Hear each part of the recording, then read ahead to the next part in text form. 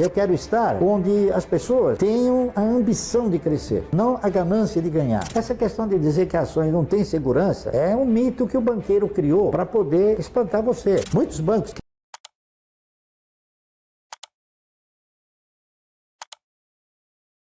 a única forma que você tinha de se aposentar seria ser parceiro de um bom empreendimento. Então o que eu fiz? A partir daí eu comecei a estudar com mais profundidade, né, a possibilidade de você se aposentar com ações. Eu fiz até um negócio que pareceu inoportuno na época, né? Em 1971, 72, eu já havia feito um estudo e eu tentei demonstrar que se você comprasse ações e você tivesse um programa definido, com metas, etc., você teria condições de, assumindo essa parceria, se aposentar. Então eu peguei uma empresa como exemplo e fiz um trabalho. Esse trabalho se chamou Ações Garantem o Futuro. E eu segui o trabalho, pura e simplesmente isso. Quer dizer, eu me convenci daquilo que eu tinha feito era realmente uma perspectiva, uma projeção factível, tá certo? E aí eu fui fazendo. Então eu fui comprando. Eu fui comprando ações, e na razão direta que as ações deixavam de ter a sua função, que era de ter o quê? De ter um dividendo mais inteligente, ou um dividendo que pudesse me proporcionar uma renda mensal, assim, eu diria, confortável, né?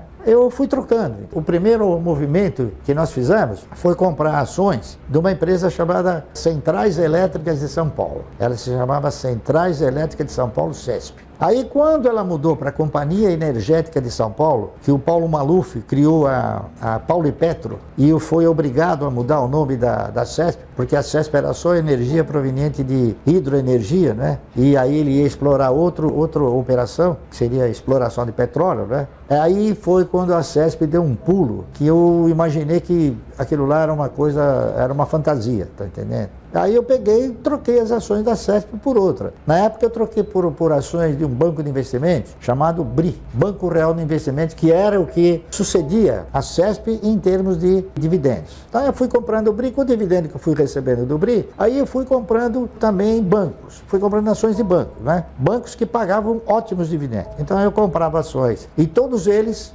muito abaixo do seu valor de patrimônio, inclusive bancos que pagavam dividendo mínimo, prioritário e obrigatório, que era o caso do Banco Bandeirantes, não é isso? Aí eu comecei a comprar ações do Banco Bandeirantes, comecei a comprar ações do Banco Noroeste e fui comprando. E o patrimônio foi crescendo.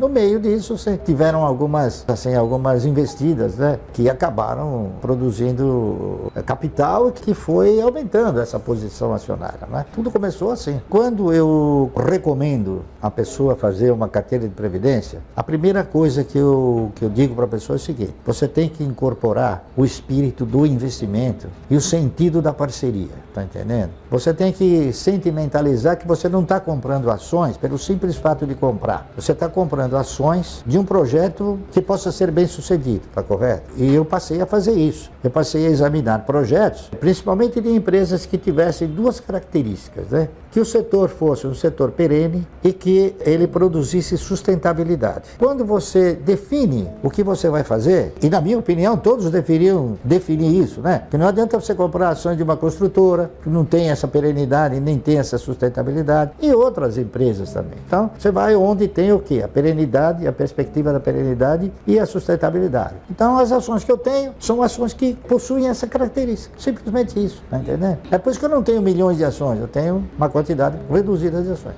A minha proposta é você fazer o seu fundo. Só que você vai tentar constituir esse fundo de uma forma progressiva, né? Dificilmente, no momento em que você vai dar início a uma carteira de previdência, existem 20 papéis bons para comprar. Geralmente tem o melhor, então o importante é você comprar o melhor, tá certo? Então, esse é meu foco. Eu fui me modulando no sentido de, primeiramente, controlar os meus egos e depois administrá-los. Então, eu também fui jovem, também tive, assim, ímpetos, né? Mas eu fiz a coisa e achei que não era bem como eu imaginava. As coisas são um pouco diferentes. Essa aqui é a realidade. Então eu vou atrás de exemplos, de grandes e bons exemplos, tá certo? Lamentavelmente no Brasil nós não temos assim um elenco de exemplos bons numa quantidade muito grande. Você tem uma quantidade pequena, né? E é por isso que eu tenho uma quantidade pequena de ações de empresas que me gratificam muito bem, tá entendendo? Você tem que ter disciplina em tudo. Eu acho que a disciplina é uma coisa que deve te orientar em todos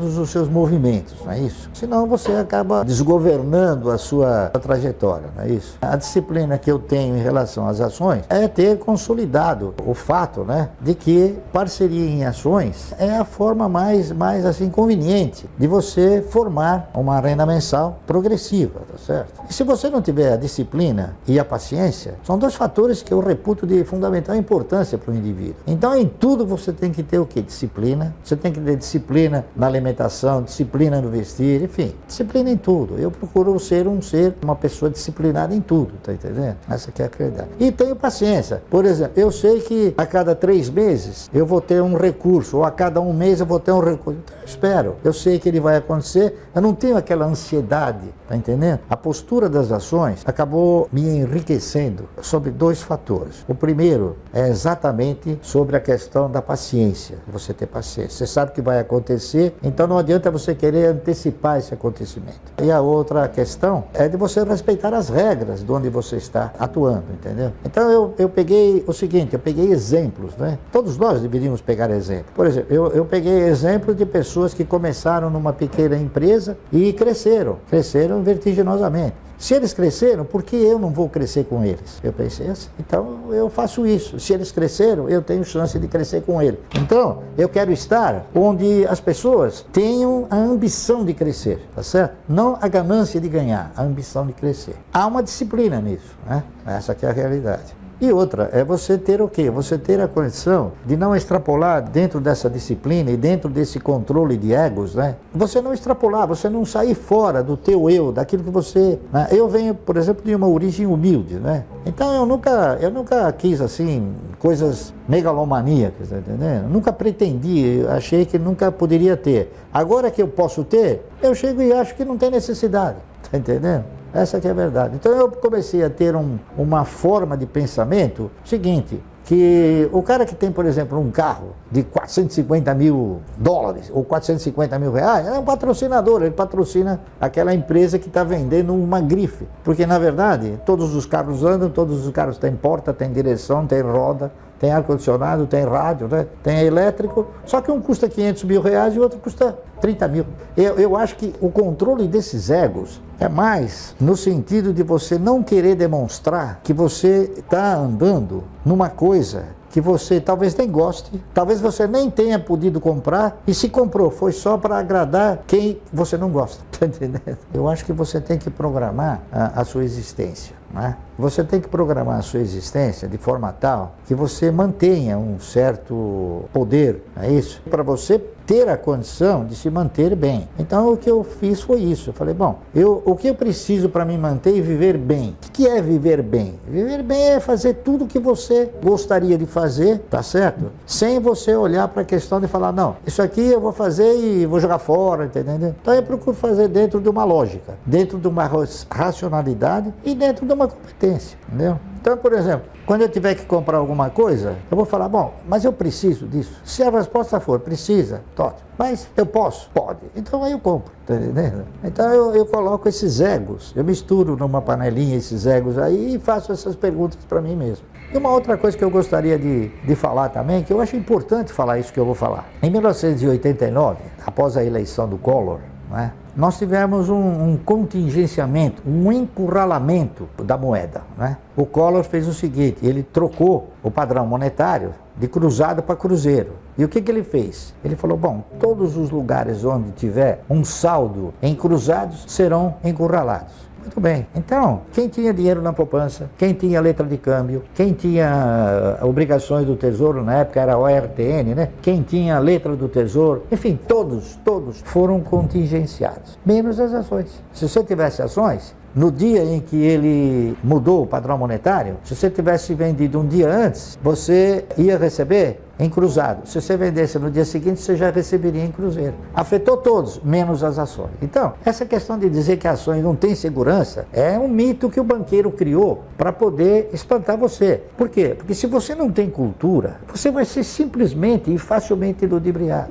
Por que você empresta dinheiro para o governo e não compra grandes projetos? É cultura, não é isso? E você tem medo, alguém colocou na sua cabeça, não, você vai comprar ações, pelo amor de Deus, né? O cara vai quebrar. Esse cidadão que fala que o cara vai quebrar, ele não sabe, por exemplo, que o Banco Clabin tem 120 anos, né? Muitos bancos quebraram e a Clabin está aí, a Clabin, a Suzano, enfim, outras empresas. O meu conceito de riqueza é o seguinte, eu acho que rico é aquele que se contenta com o que tem.